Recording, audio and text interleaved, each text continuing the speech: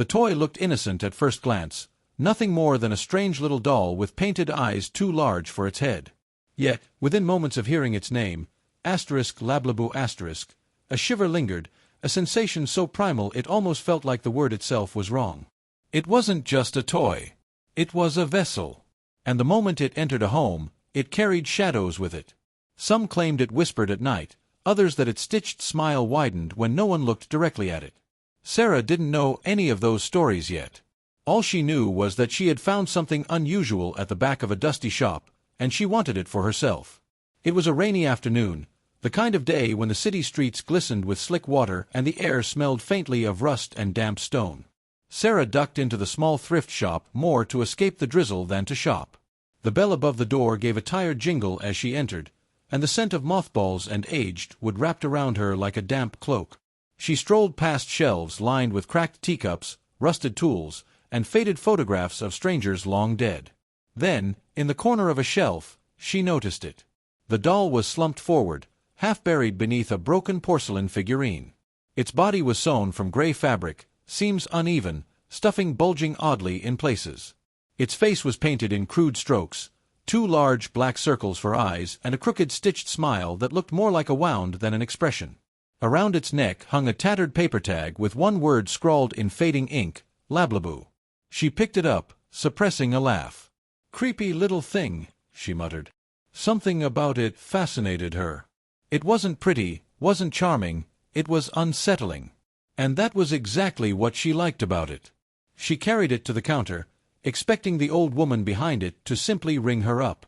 Instead, the shopkeeper froze, her wrinkled hands tightening around the edge of the counter. "You don't want that," the woman said in a low voice. Sarah raised an eyebrow. "It's just a doll." The woman shook her head. "No, it's not. That toy has stories you don't want in your home." Sarah smirked. She loved weird stories, loved the thrill of having something others feared. Ignoring the warning, she handed over a few crumpled bills and stuffed the doll into her tote bag. When she glanced back before leaving, the shopkeeper was staring after her, lips pressed tight, eyes filled with something that looked like fear. That night, Sarah placed the doll on a shelf in her apartment beside a row of books. She poured herself a glass of wine and laughed at her reflection in the window, telling herself she'd probably overpaid for the ugliest toy she'd ever owned. Yet, despite her attempts to dismiss it, she couldn't stop glancing at the doll. Its painted eyes seemed always angled just slightly in her direction, no matter where she moved. Around midnight, Sarah crawled into bed, pulling her blanket over her shoulders as the city hummed faintly outside. Sleep came easily at first, but it didn't last. She stirred at the faintest sound, a whisper, soft and low, threading through the silence. At first she thought it was the pipes in her old building, groaning with the weight of water. But the sound had a rhythm to it, almost like words. "Lablabu! Lablabu!" Her eyes snapped open. She lay frozen, the whisper curling through the room, and her gaze slid toward the bookshelf. The doll sat exactly where she had placed it. Yet the stitched smile seemed sharper now, as if it had stretched into something wider while she slept. She turned on the lamp with trembling hands, bathing the room in harsh light. The sound stopped. Silence pressed in around her. "I'm just tired," she whispered, though her heart hammered violently in her chest. She lay awake until the early hours, staring at the ceiling, too afraid to look again at the doll. The days that followed did not ease her unease. Twice she came home from work to find the toy in places she hadn't left it. Once, it sat neatly on the couch, its lumpy legs dangling over the edge as if it had been watching the door. Another time, it was in the kitchen, perched upright on the counter. Dust traced a faint line on the floor, leading from the shelf where it belonged to where she found it. Sarah lived alone. By the third night, she was certain she was losing her mind. The doll's presence seemed heavier, more oppressive. As she scrolled aimlessly on her phone to distract herself, a soft sound reached her ears. It was faint, almost like a child's giggle muffled beneath a blanket. Her head jerked up, her throat tightening. The laugh came from the bookshelf. She tried to tell herself she had imagined it, that the creaks and groans of her apartment were playing tricks on her. But the next morning proved otherwise. On the bathroom mirror, written in what looked like condensation, were 3 words, "Play with me." Her breath caught. The mirror was dry. There was no steam, no reason for the words to have formed. She wiped them away with a trembling hand, her reflection pale and hollow-eyed. That night she made the mistake of acknowledging it.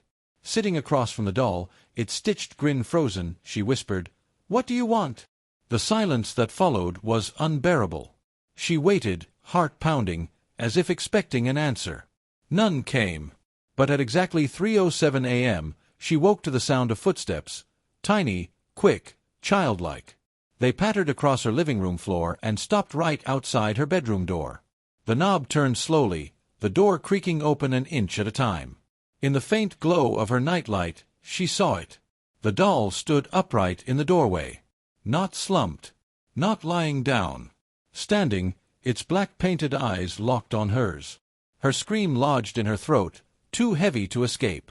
The stitched smile seemed wider now, almost stretching off its cloth face, and in the silence she heard the faintest whisper again, closer this time, deliberate. "Lablabu." The city didn't stir when Sarah screamed. Her voice never left her throat. She lay frozen, staring at the doll in the doorway, her chest rising and falling in short, panicked bursts. For what felt like hours, neither of them moved. Then, in a blink, the lights flickered. When they steadied, the doll was gone. The door swung shut as if nothing had ever been there. She didn't sleep the rest of that night. She sat upright in bed, clutching her phone, the screen glowing against her trembling fingers. Every noise, the hum of the refrigerator, the groan of the pipes, made her flinch. Morning brought no comfort. The sunlight poured across her apartment, yet she couldn't find the doll anywhere. Not on the shelf. Not on the couch. Not in the kitchen. For a moment she dared to hope that maybe she'd only imagined everything, that maybe she had thrown it out without remembering. But when she reached for her coffee mug, her blood turned cold. The mug was already full, steaming, black coffee waiting for her on the counter. She hadn't brewed anything. She hadn't even touched the coffee machine. And there, sitting at the small kitchen table with its crooked legs, was the doll. Propped up in a chair, its lumpy hands resting on the wood, as if it had been waiting for her to join. Sarah backed out of the room, her pulse hammering against her skull. She slammed the bedroom door behind her, her breath catching as tears stung her eyes. This wasn't her imagination. Something was happening, and it was getting worse. She grabbed her phone and called her best friend, Daniel. She tried to keep her voice steady as she explained. At first, he laughed, teasing her about watching too many horror movies. But when she broke down, voice cracking, words spilling in desperate bursts, he agreed to come over that night. "I'll prove it's just a stupid doll," he told her. "And if it makes you feel better, we'll get rid of it together." When he arrived, Sarah felt a flicker of relief. She wasn't alone anymore. She pointed to the doll, still sitting at the table. Daniel walked over, picked it up, and turned it around in his hands. He smirked. "This is it. This is what's freaking you out." "Don't," Sarah whispered sharply. "Don't mess with it." But he laughed, exaggerating a spooky voice as he held it up. "Oh, I'm Lablabu. Fear me." "Stop it," she snapped. He rolled his eyes and set the doll back down. "Look, it's just fabric and paint. That's all. You're letting your mind play tricks on you." He stayed for a while, reassuring her, telling jokes, keeping her distracted until midnight. When she finally started to relax, he promised to check in the next day. "It's fine, Sarah. You'll see." But Daniel never made it home. The next morning, Sarah's phone buzzed with a call from his sister. Daniel's car had been found parked on the curb outside her building. The driver's side door was open, the keys still in the ignition. But Daniel was gone. No one had seen him leave. No one had seen him at all. Sarah's stomach twisted with guilt and terror. She knew what had happened. The doll had chosen him, even if only for one night. And now he was gone. She ran to the table where the doll had sat. It was gone. Her breath came in ragged bursts as she tore through the apartment, searching. She found it in the living room, sitting on the couch, its crooked smile stitched wider, its black painted eyes gleaming in the dim light.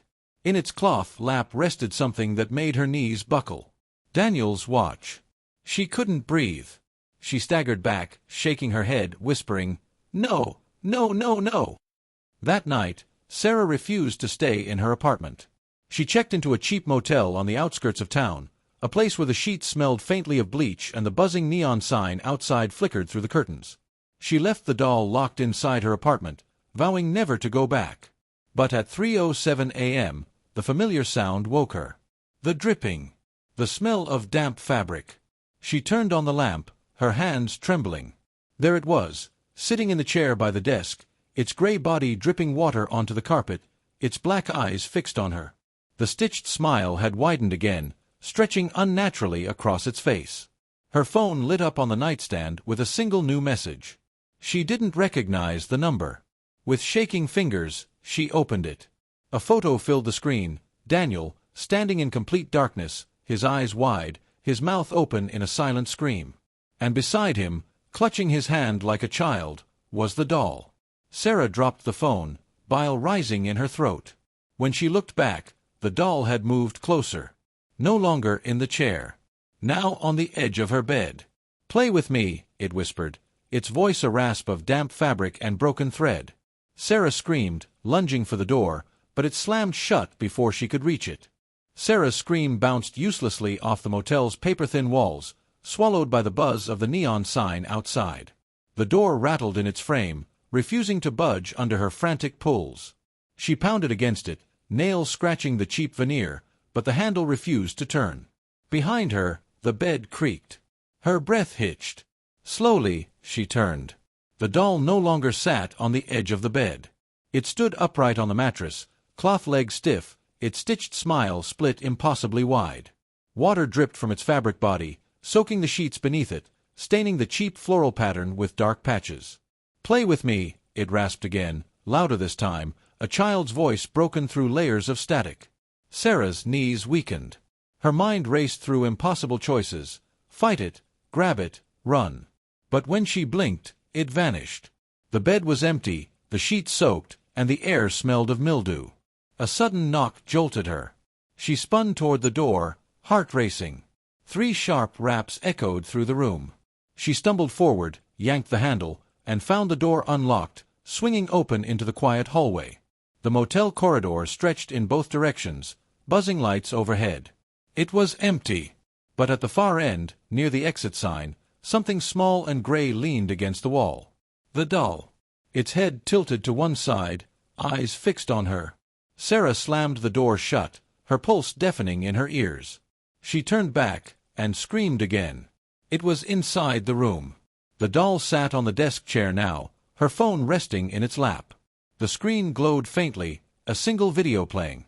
Her shaking hands reached for it, and when she pressed play, she nearly dropped the phone.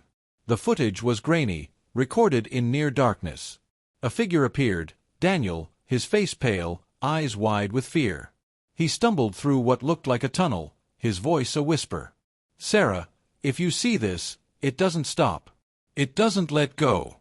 Don't." The video cut out with a high-pitched laugh, childlike and shrill. Then the screen went black. Her stomach twisted. Tears stung her eyes. She turned toward the doll, fury bubbling beneath her fear. "What did you do to him?" she screamed. The doll's stitched grin stretched wider. And then, without warning, the motel lights went out. The room plunged into darkness. Sarah groped blindly for her phone, its faint glow the only source of light. The doll was gone again. Her breath came in shallow bursts as she backed into a corner, clutching the phone like a shield. From somewhere in the dark, a voice whispered, "Lablabu." Her phone flickered. The glow dimmed. And then, a sudden rush of cold air swept across the room, extinguishing the screen completely. She wasn't alone. Small footsteps pattered across the carpet, circling her, faster and faster, too quick for her eyes to follow. She clamped a hand over her mouth to stifle her sobs, every nerve screaming at her to run, but her legs refused to move. A hand touched her ankle. Her scream split the silence as she stumbled away, kicking blindly in the dark. Her shin collided with the bed frame, sending her crashing to the floor. Pain exploded in her leg, but she forced herself to crawl, dragging her body toward the door. She fumbled for the handle, twisted, and found it locked again. Her phone buzzed to life in her hand, its screen lighting up. Another video played automatically. This one showed her own motel room, recorded from the corner where the ceiling met the wall. She stared at the footage in horror. The video showed her, sitting on the bed minutes ago, staring into the dark. And behind her, perched on her shoulder like a grotesque child, was the doll. She dropped the phone with a choked sob. The screen cracked against the floor, the video freezing on the image of its painted eyes inches from her face. Suddenly, silence. The footsteps stopped. The air grew heavy, thick, pressing against her chest until she could barely breathe. She forced herself to lift her head, praying she wouldn't see it. But it was there. The doll crouched on the dresser, no longer sitting, no longer slumped. Its cloth body was taut, limbs bent at unnatural angles, its stitched mouth gaping open. And from that mouth came a sound that chilled her blood. Another voice. Daniel's voice. "Sarah," it croaked. "It's your turn." Her vision blurred. The world tilted. She didn't remember blacking out, but when she opened her eyes again, she was no longer in the motel. She stood in a tunnel. The walls dripped with moisture, stone slick beneath her hands. A faint light flickered in the distance, guiding her forward. Her breath came in sharp gasps, her shoes splashing in shallow water with each step. She knew this place. It was the tunnel from Daniel's video. And just ahead, barely visible in the dim light, a silhouette moved. "Daniel!" she cried, stumbling forward. The figure stopped, turned, and smiled. Not Daniel. The doll. Standing taller now, almost human-sized, its painted eyes burning in the dark. It lifted one arm, pointing directly at her. And in a chorus of voices, children, men, women, Daniel among them, it spoke. "Play with us." The tunnel filled with laughter, echoing, multiplying, closing in from every direction. Sarah clutched her ears, screaming, but the sound drilled into her skull, endless, merciless. She fell to her knees, sobbing, her body shaking. When she looked up again, the doll was inches from her face, its stitched mouth open wide enough to split its entire head. Darkness swallowed her. Sarah woke gasping, her body slick with sweat. The motel room, or whatever she thought was her room, was gone. She sat on cold stone, the rough texture biting through her thin pajama pants. Around her, darkness pressed in, so thick it felt alive. The faint flicker of a distant light barely illuminated the jagged walls of the tunnel she now found herself in. Each step she took echoed unnaturally, though she was sure she hadn't moved yet. The doll was there, crouched a few feet ahead, impossibly still. Its black eyes glimmered in the dim light, and its stitched mouth seemed to twitch as if tasting something she couldn't see. Sarah tried to move backward, but her feet were rooted to the ground, her arms trembling at her sides. She realized with mounting horror that this wasn't a place bound by the rules of her world. Time and space had bent, twisted to the will of the doll.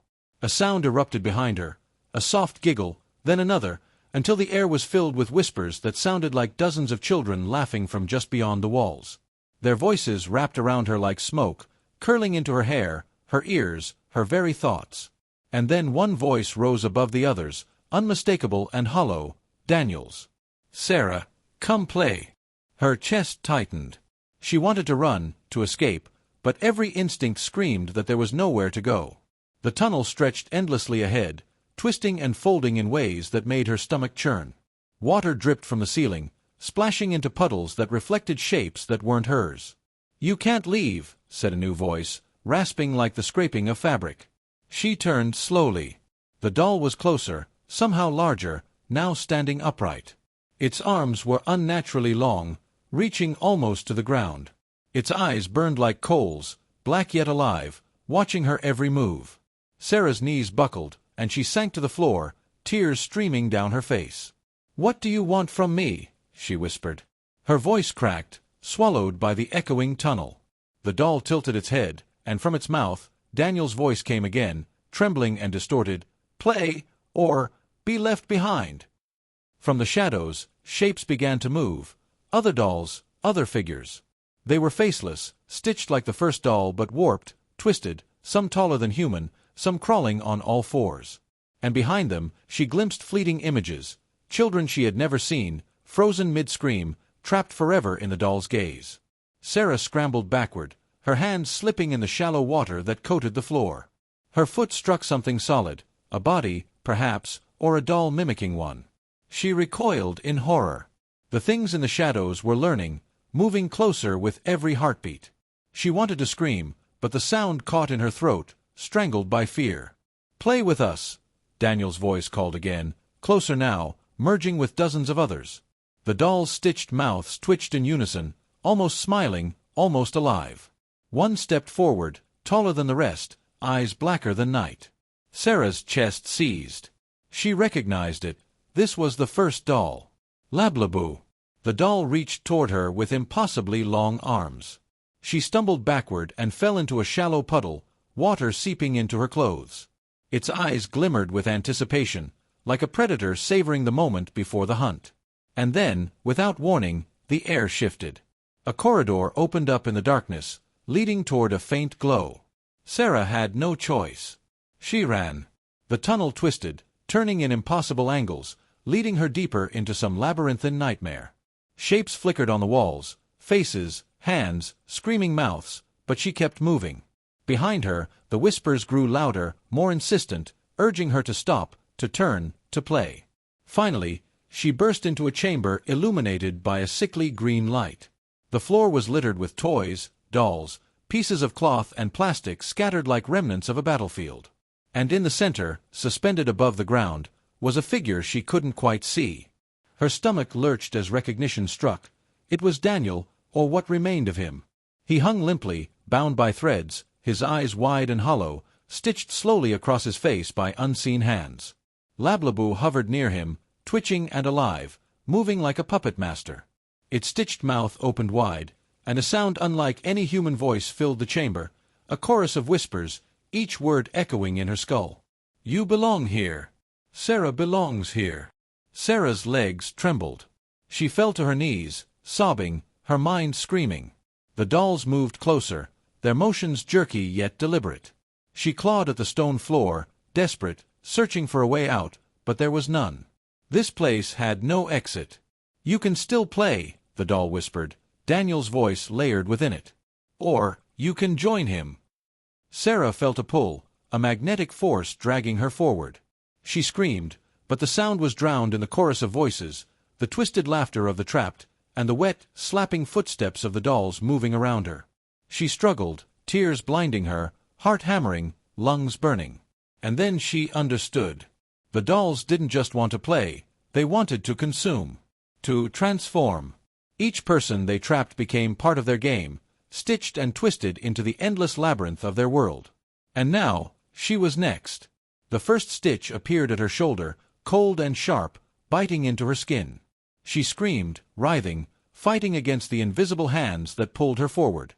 More stitches followed, spreading across her body, the sensation spreading like icy fire. The dolls' voices swelled in her ears, chanting, laughing, crying, all at once. Sarah's vision blurred. The world tilted and twisted. The floor disappeared beneath her, replaced by darkness, then more light, then more shadows. She felt herself unraveling, becoming threads, fibers, a part of the stitched nightmare that was Lablabu. The last thing she saw before the darkness took her completely was the doll smile, impossibly wide, impossibly alive. And then, silence. When Sarah opened her eyes, she was no longer in the stone chamber. Or at least, it didn't look like the world she had known. She stood in a vast, shadowed space, the walls stretching up impossibly high, vanishing into darkness. The floor was smooth but cold, like polished stone, reflecting faint green light that had no source she could see. The air was heavy, thick with the scent of damp cloth and rust, and it pressed down on her chest, making each breath a labor. She tried to move, to run, but her limbs felt strange, not fully her own. Something within her had changed. She looked down, and froze. Her hands were no longer flesh.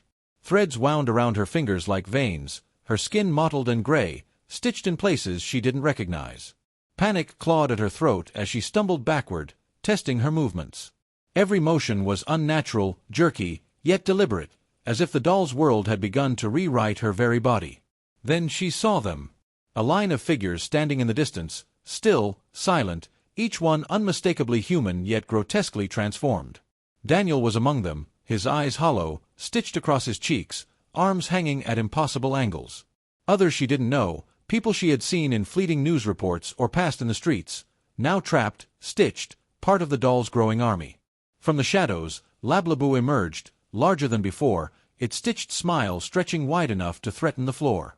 Its black eyes glimmered, alive, and its voice, Daniel's voice layered beneath its own, echoed through the space. "Welcome to the game." Sarah's mind reeled. She tried to speak, tried to scream, but all that emerged were gurgling threads of sound, as if her voice had become part of the fabric of this place. The doll moved closer, circling her, inspecting her as one would examine a new piece of a puzzle. "You wanted to play," it said softly, almost kindly. "Now you must learn the rules." The ground beneath her shifted. Shapes emerged from the darkness. Other dolls, some crawling, some towering, all moving with the same jerky, deliberate motions. They advanced in a circle around her, a living audience to her terror. "The first rule," Lablabu whispered, "is obedience. You do not resist. You do not question." Sarah shook, trembling, every instinct screaming to fight, to run, to escape. But the threads weaving around her tightened, wrapping her limbs, pulling her toward the center of the circle. Her vision blurred as the whispers of countless trapped souls layered over one another, chanting, singing, laughing in a sound that was half joy, half torture. "The second rule," the doll continued, "is attention. You must watch, always. Look at us, learn us, remember us." Sarah's gaze followed Daniel, then the others. They twitched, jerked, shifted unnaturally, their stitched faces smiling despite the horror frozen in their eyes. It was a lesson in fear, a cruel demonstration of what she had become and what she would now endure. "The third rule," the doll said, circling her, "is participation. You cannot leave. You cannot refuse. You are a player now. And the game never ends." Her mind screamed. Memories of the motel, of Daniel, of her frantic attempts to escape, all collided into one unbearable awareness. There was no way back. The world she knew, the streets, the sunlight, the warmth of human touch, was gone. She was stitched into the fabric of this nightmare. Then Lablabu stopped, crouching before her. Its stitched mouth twitched, and in a voice that was part Daniel, part itself, it said, "You may still choose. Play willingly, or resist and join the others in stillness." Sarah froze, terror and rage clashing within her. Every instinct urged her to fight, yet she felt herself unraveling with every heartbeat, becoming more threads than flesh, more cloth than blood. She understood finally, the game wasn't about winning. It was about being claimed, transformed, absorbed into the endless nightmare of Lablabu. Her choice came with no words. She took a trembling step forward, toward the center of the circle. The dolls shifted to accommodate her, the stitched figures leaning closer, their black eyes reflecting the last flickers of her humanity. And then the transformation completed. The threads tightened, pulling her together, weaving her into the living tapestry of the doll's world. Her mind fragmented, a mixture of fear and memory and something new, a dark, cold awareness that she would never leave. Lablabu stepped back, towering above her newly stitched form. Its smile was impossibly wide, its eyes glittering like black gems. The whispers of countless trapped souls merged into one single voice, rising to a crescendo. Play forever. Outside, the world remained unaware. The motel room was empty. The neon sign flickered. No one passed by to see the doll perched on the bed, its black eyes staring into the room, waiting for the next player to arrive. And somewhere, far away, another curious soul would hear a faint, almost imperceptible whisper. "Lablabu." The game had claimed another. And the cycle would continue. The end.